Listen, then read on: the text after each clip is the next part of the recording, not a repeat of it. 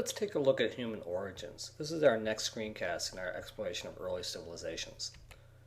All right, let's start off with what is archaeology. Earlier we talked about what an archaeologist does, but the study of archaeology is simply the scientific study of material remains and of past human life and activities. Again, archaeologists will find things from past civilizations, they'll dig up their material, and they'll try to study what they think those things represent and how they tell us something about the people of the past. Okay, what we're going to look at, though, is we're going to look at how archaeologists have done work in what's known as the Great Rift Valley. Now, the Great Rift Valley is located in East Africa. It actually extends 4,000 miles from the Middle East to Mozambique. So this area up here that we often refer to as the Middle East, although technically it's really West Asia, is really where the beginnings of the Rift Valley start. And you can see that it goes right through the Red Sea, and then it cuts across the middle of what we would call Ethiopia. It splits into two along Lake Victoria, Lake Tanganyika, Lake Malawi, and then also it goes near what we would call Mount Kenya, Mount Kilimanjaro, reconnects, and then through Lake Malawi actually exits down here near Madagascar. So that's actually 4,000 miles long. And just to give you an idea how long that distance actually is, that's about the distance from here to almost Hawaii. So that's pretty far. Again, what we can't oftentimes notice when we look at maps of Africa is that Africa itself is really quite large. As a continent, it's really big. All right, so that gives us a pretty good idea of where the Great Rift Valley is and how long it is. But let's take a look at why it's important. First of all, it was formed by plate tectonics, which is the splitting of the Earth's crust. This is a topic that you'll be studying in earth science and may have already studied at this point. But you can see that the crust of the Earth is made up of different plates. Some plates will go underneath each other, some actually push up against each other, and some actually slide along each other. And so you've got several plates here. You've got the African plate over here, you've got the Arabian plate here, the Indian plate along this side, and again over here another African plate that's actually near mostly the water. But you can see where these actual boundaries of each of these plates are. There's a lot of activity going on. Okay, so that's interesting because that helped to form the Great Rift Valley. So here's a good series of illustrations that will give you an idea what it looks like. You can see the way that the rift is being formed is that it's actually spreading apart. All right, so in this case we don't have mountains being formed by pushing up, and we have some sliding along these different plates, but essentially these plates are actually pulling apart more like this. Okay, and you can see the fault lines along the valley, and of course lakes will form at the bottom of the valley. All right, here's a good satellite shot that shows you on Earth. You can see here's Lake Tanganyika, Lake Malawi, and what you have to really think about what these giant lakes really are they're really rifts. They're rifts that have opened up and have filled up with water over time. Okay, here's another shot, again a satellite shot of Lake Malawi, and then here's Lake Tanganyika. And so these lakes are fairly large lakes. They're not what we would call small sized lakes. And again, they've taken thousands, if not millions of years to actually fill up with water, but essentially they're cracks that have formed as a result of shifting plates. Okay, we also know that in this area there are volcanoes. So the most famous one is Mount Kilimanjaro, which is photographed here, and then also Mount Kenya, both of which are over 20,000 feet. These are really quite large volcanoes, and it's interesting is that the terrain in Africa is generally not elevated this high like, say, the Himalaya mountains in Asia. But in this case you have these sort of unusual mountains that sort of stick up. But that's because they're volcanoes that were formed millions of years ago. And in this case Mount Kilimanjaro has been covered with a glacier, at least until very recently, because unfortunately the glacier on Mount Kilimanjaro has begun the process of melting as a result of global warming.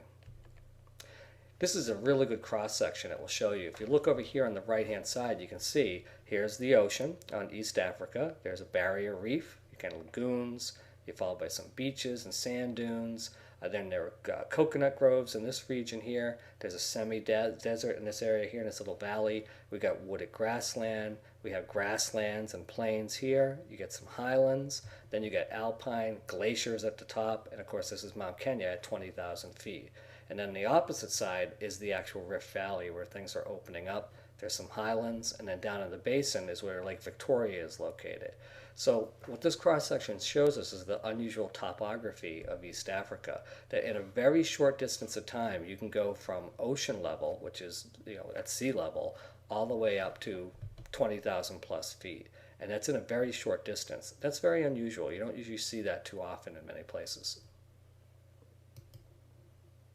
Okay, we also know that this region has rich volcanic soil.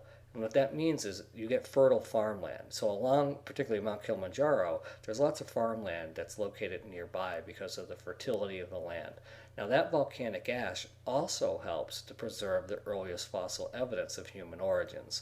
So one reason that archaeologists like to go to this region is that the bones, the ancient fossilized bones of early humans, can be easily found and preserved in this volcanic ash. Here's another reason why. You had to consider what the Great Rift Valley is actually doing. Let's take this diagram. If I look at this line here at the bottom of the diagram, you'll see that basically I'm calling this the surface of the Earth about 6 million years ago. Okay, so if that's the surface of the Earth 6 million years ago, we'll say that one day along comes Australopithecus. Now, Australopithecus is believed to be an early ancestor of the humans.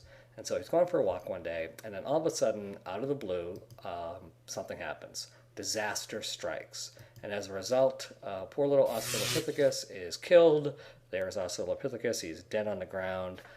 Nobody takes notice of this. And then what happens is that over millions of years, in fact, 6 million years later, all sorts of volcanic activity will deposit new layers. So the problem is that volcanic activity deposits new layers over 6 million years. And as a result, you can see that Australopithecus is down here at the bottom of the layer, and the surface of the Earth is now here at 6 million years later. And archaeologists are not going to dig this far down to try to locate remains of early humans. So, as we can see, Australopithecus is too far down to find. Just not going to be able to get down that far.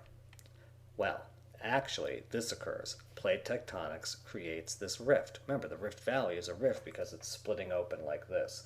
And over millions of years, as the plates spread apart in Africa, in East Africa, it makes it possible now for archaeologists to go down into the valley of the Great Rift and actually walk along on the valley floor down here where Australopithecus is located and actually discover the fossilized remains of these early humans. So this is actually quite convenient. Plate tectonics in this case has made it possible for us to get access to the evidence that would be needed that otherwise wouldn't be able to be found because it was too far down. Okay, so the rift becomes a great place to find 6 million year old fossils. That's why archaeologists like to do work in the Great Rift Valley.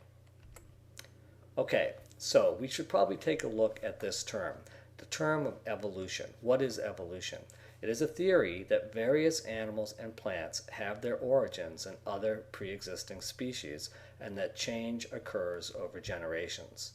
So again, why the Great Rift Valley? Because archaeologists are able to examine the evidence that they find in the Great Rift Valley to try to support the theory of evolution as they study it.